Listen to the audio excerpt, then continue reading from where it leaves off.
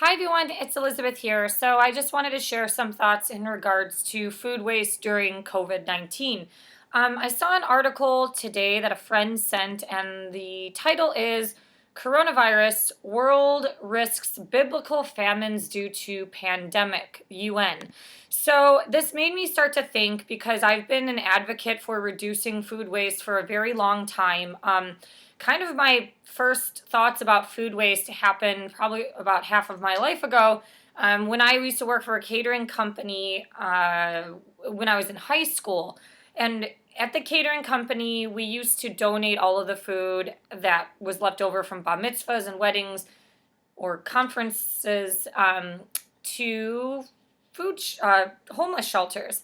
That had to stop. And I remember we had those huge garbage bins that were on wheels, and instead of putting the stuff in packages or putting it like toward the area where we would wrap the food to give it away, they said, all right, you have to just start dumping all of the food out. And I'm like, why are we doing that?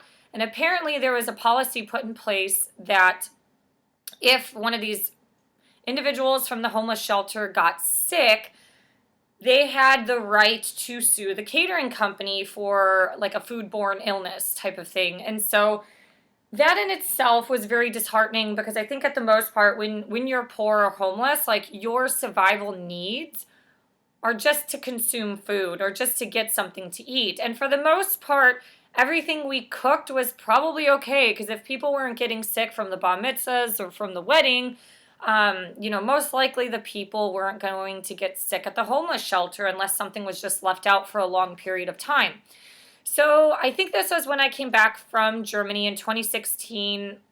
There was an ad council that came out that they did a lot of promotions and commercials to say that Americans waste up to 40% of their food. So this means that agriculturally we might waste up to 40% of food, but also in the home, most people have good intentions of cooking or using the food that they make, but then they waste most of it because they end up not cooking or eating out, or you just get lazy and things like that. So right now during COVID-19, this is an important topic for a few reasons. One, because a lot of people went crazy hoarding. Now, a lot of them went kind of nutso on the pantry foods, which luckily those things have a shelf life of 1 to 3 years, so your can of beans might not actually expire until 2022, or the bag of rice that you bought, you might not expire until May of 2021. So those things have a long shelf life, but it's a lot of the fresh food.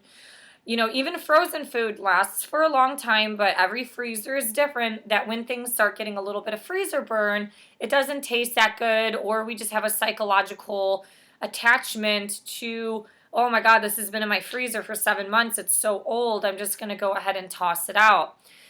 So why am I bringing this up? It's because in America, in this generation, or at least in the last 30 to 40 years, we have not had to learn how to ration. I think, obviously during the wars, World War I and II, and the Great Depression, people had to learn how to ration. So working in retirement homes, this greatest generation, a lot of them have those memories and thoughts of what it's like to ration your food, or to ration, your cleaning products or the toilet paper, because that stuff wasn't readily available in the store.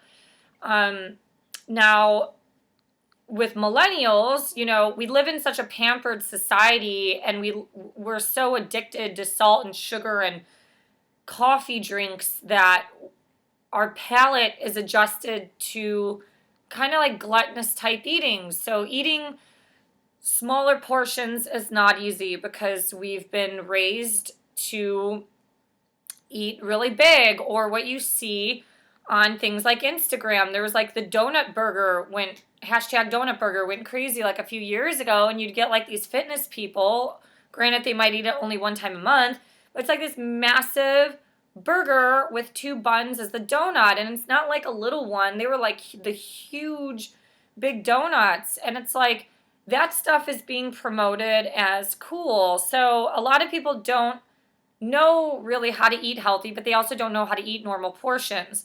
Now, if you're at home and you're not working, you should have time to cook. Obviously, raising children is difficult, but those who are raising their kids at home and working at home, trying to keep the house clean, it's harder to cook. So they might be more apt to choosing like frozen pizzas or like a TV dinner type of thing where it's like a big thing of lasagna, just open up the lid and throw it in the oven for 45 minutes.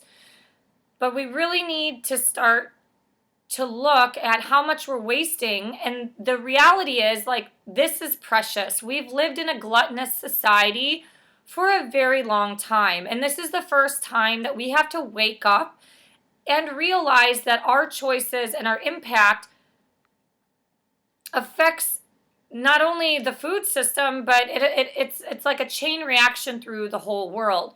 We live in a country where a lot of people, like the poor people, yes, are having a hard time finding food, especially there's a lot of poor families where kids, now that they're pulled out of school, aren't getting a lot of food. But there are countries right now that are they faced war, they have faced climate changes. The article is talking about how the locust infestation in Africa is really bad this year. So now they're more worried. Not only coronavirus is spreading to these countries, but their food, their supply chain of their food is being in detriment, not only because food isn't necessarily getting to these countries quickly, but also things like the locusts and stuff is affecting the agriculture, or what's going to happen if thousands of people get sick. In a lot of these countries where people have fled to Europe, it's kind of like a brain drain almost, like when everybody leaves a country that's sophisticated to go to the West, you have brain drain, so you don't have a lot of the intellect left in those countries to help with like development. Well, there was kind of like a lot of man drain, and so a lot of these countries, if it's like the women, like how are women going to just farm and build huts and take care of the kids, and they have to worry about lions and things like that. So it's like it's a completely different life. So why I'm sharing this is because in reality, the food that you get that is so easily accessible is so very precious. We are so lucky to live in a society that you get something like kale year round. When I lived in Germany, fresh kale was only available during the harvest months between November and the end of February, maybe early March. And then everything else was just in a can. So it's just really changing your lens and your perspective about how precious this food source is. Now, if you buy a 2-pound bag of apples, there's probably going to be some sort of natural ratio where one is just rotten and you can't eat it. But a lot of these things, like the produce that starts to go bad, you can actually use them for things like cooking, baking, and for soups. So some tips that you can do, obviously if your produce is starting to go bad or you're not going to really get to it in the next week if it's fresh, you can freeze these things. There are very few pieces of produce that can't be frozen, like lettuce. Lettuce can't be frozen, but things like spinach and kale can. So all you need to do is just wash and chop it, let it dry out, and then freeze it. So things like herbs, you can actually freeze herbs as well. Some tips on herbs is you can use also ice cube trays. So if you use a lot of soup or you cook with fresh herbs in, say, pastas or casseroles, even if you don't like water, you can still fill the ice cube tray with the herbs and then put veggie or whatever broth you use, if you use chicken or beef broth, into the tray. And then those can be added to things like little bouillon cubes. Veggie broth is great with the herbs, or not even just veggie broth, but just broth in general is great for freezing herbs, because if you use a pasta, the pasta, so say if you're like cooking vegetables and things like that, the broth is going to give it some flavor. Now, if you're just cooking, like say you're freezing your basil and then you add that to the pan with a skillet of like tomatoes, onions, and garlic, the water is just going to kind of help saute it, so it will get a little soft like you're steaming the vegetables almost. But it won't give it much flavor. So the broth enhances things. Obviously, smoothies and juices are a great way to be using that produce, in addition to using things for a lot of baked goods. Like you can bake a lot of bread like strawberry coconut bread that you can do, or things like banana pancakes. So these things can be used in baking and cooking. That doesn't necessarily have to be fresh. Obviously, if you've cooked or baked, you know things like banana bread and banana pancakes actually work better with the more rotten type of bananas, the bananas that are turning more brown or black, because the sugar content is higher in those things. Um, so food is an issue, or sorry, food waste is an issue. And in America, some reports have talked about how some of the farms, let's see. Oh, I lost the article. Some of the farms, because they've had a lack of help with agriculture or just places weren't necessarily buying as much, the farms just had to like waste the produce itself. Like they were just, I don't know where it was going. You know, the article showed a farm in Mexico. Like I don't know what they do with all those zucchinis and squash, but anyways, this is just some thoughts that I have about food waste, and people need to start taking it seriously because in America, we've lived in such a culture of waste for such a long period of time.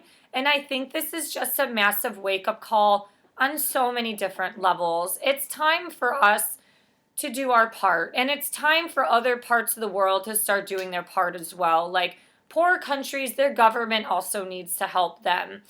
In poor countries where it's really dirty and litter is just a part of their life, they need to start cleaning up. The globe is an entire ecosystem. If you do believe in Mother Earth, it's not just America that's leading the way, or Germany, or the United Kingdom. It's the whole fucking planet. So it's not just the Western countries that have to take care of everything. It's the entire globe has to start stepping up. And in the Western world, specifically America, in the more abundant and affluent communities, we need to step up to stop wasting food. You can freeze it, you can bake it, you can cook it. If you're not working, there's pretty much no excuse because now we have so much time on our hands. If you're still working and or raising children, obviously you have a little bit more responsibility than the people who are 100% completely out of work. When you start accumulating the waste that you spend on your time on social media, that in itself can be applied toward anything, whether that's movement in your home or cooking the meal or prepping your vegetables, cleaning your house, spring cleaning. You know, these things suck. It's not fun, but it's just a part of life. All right, so these are some thoughts that I have. I hope you guys have a great rest of your day and week. And thank you for liking, sharing, and subscribing. And I'll see you next time. Bye.